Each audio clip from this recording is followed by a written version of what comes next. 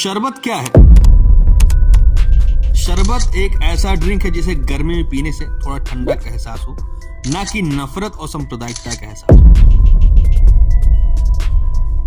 हमारे यहाँ बारातियों को स्वागत पान पराग से नहीं, शरबत, मिठाई और नमकीन तमाम खाने की ऐसे आइटम से किया जाता है जिसको देख मात्र लेने से बारातियों के मुंह में पानी आ जाए।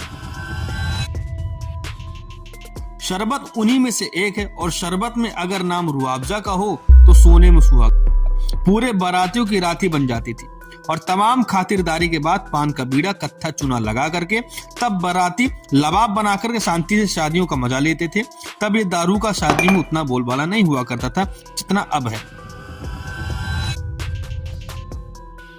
शरबत एक अरबी शब्द है जिसका मतलब सिरप या गाढ़ा लिक्विड होता है।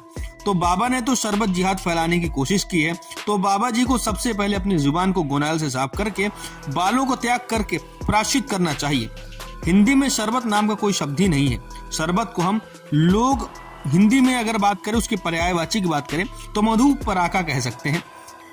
अगर बाबा जी को धर्म के नाम पर शरबत बांटना है तो अपने प्रोडक्ट को सनातनी नाम दे सकते हैं, जैसे कि पुष्प, मधुपराका या फिर गुलाब से संबंधित कुछ नाम और। बाबा जी यहाँ पर अपना ही दिमाग लगाएं, हम नहीं ज्यादा दिमाग लगाएंगे, क्योंकि बाबा जी को हम दिमाग लगाते लगाते 10-15 प्रोडक्ट के नाम ऐसे ही दे देंगे और बिना क्रेडिट दिए बाबा जी उस आइडिया को चुरा करके अपने नए प्रोडक्ट बनाना चालू कर देंगे। लेकिन अब हम बात करेंगे यहाँ पर शरबत के नाम पर फैली हुई ओछी सोच और ऐसी मानसिकता को जन्म देने वाले चंद भगवाधारी लोगों की। दरअसल भगवा मात्र एक ऐसा गेरुआ रंग का कोई साधारण सा चोगा नहीं है जिसको कोई भी ओढ़ करके सनातन धर्म का प्रचार करने के लिए लग जाए।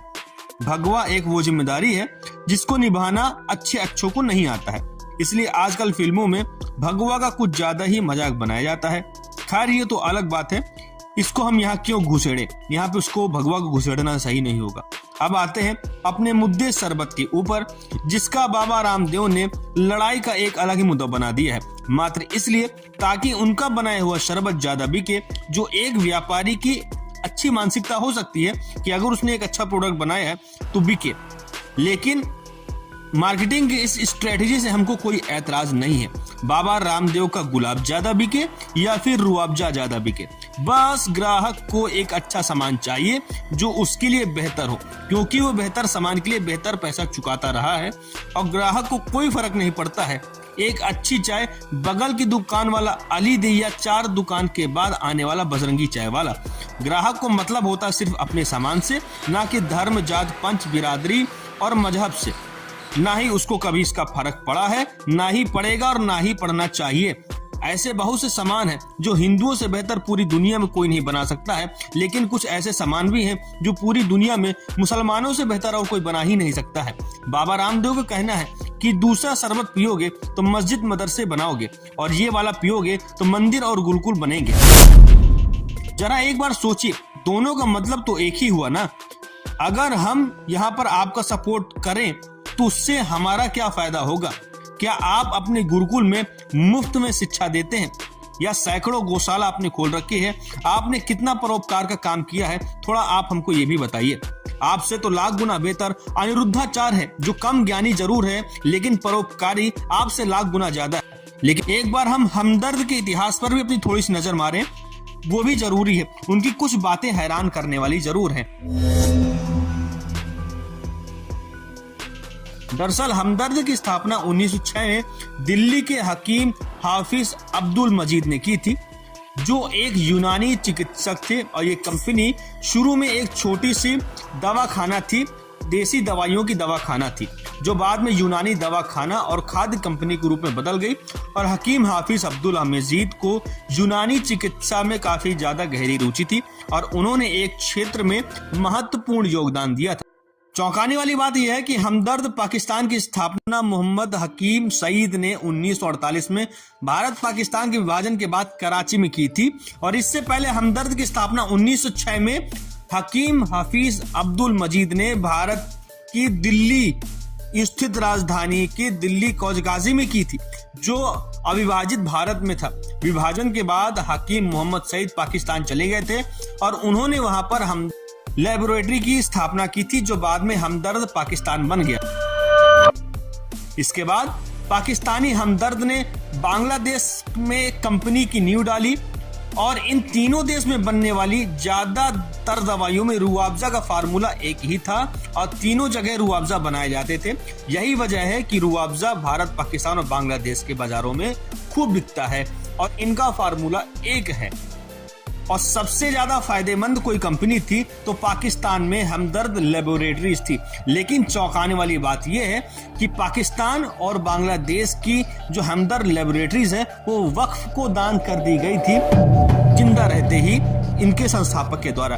तो हमदर्द की कंपनी की जितनी भी कमाई होती है पाकिस्तान और बांग्लादेश में, वो सारी की सारी वक्फ को जाती है। लेकिन चौंकाने वाली बात यह है कि हमदर्द इंडिया एक वक्फ धर्मार्थ ट्रस्ट है जो 1948 से लेकर के अब तक गैर लाभकारी संस्था है और इस ट्रस्ट के मुनाफे का भी 85% धर्मार्थ उद्देश्यों के लिए आवंटित किया जाता है।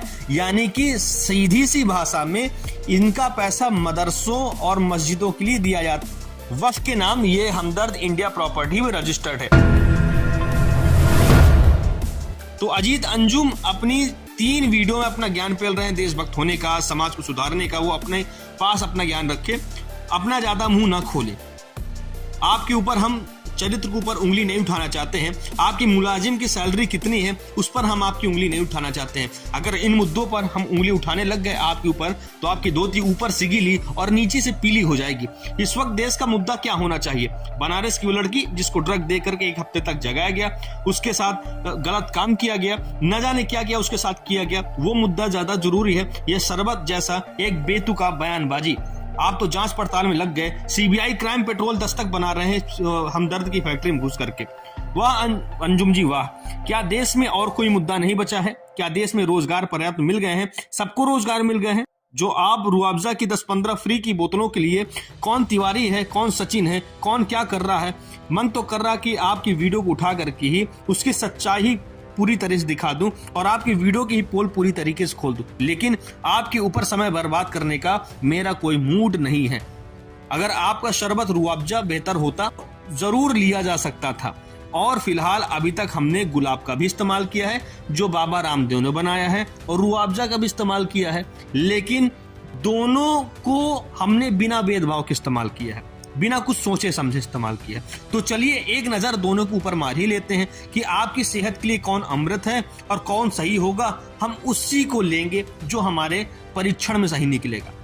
अगर हम पैसा देकर कुछ बेहतर पीने के लिए इच्छा करते हैं, वो कितना जहर है उस पर नजर मारिए। तो सबसे पहले हम हमदर्द के रुआवजा की बात करें तो अगर आप 35 ml रुआवजा पीते हो तो उसमें लगभग 76 से लेकर 87% गाढ़ी चीनी का घोल होता है, जो कुछ सुगंध और स्वाद के साथ साथ, मतलब 35 ml रुआवजा में आप 27 ग्राम चीनी पी रहे हैं।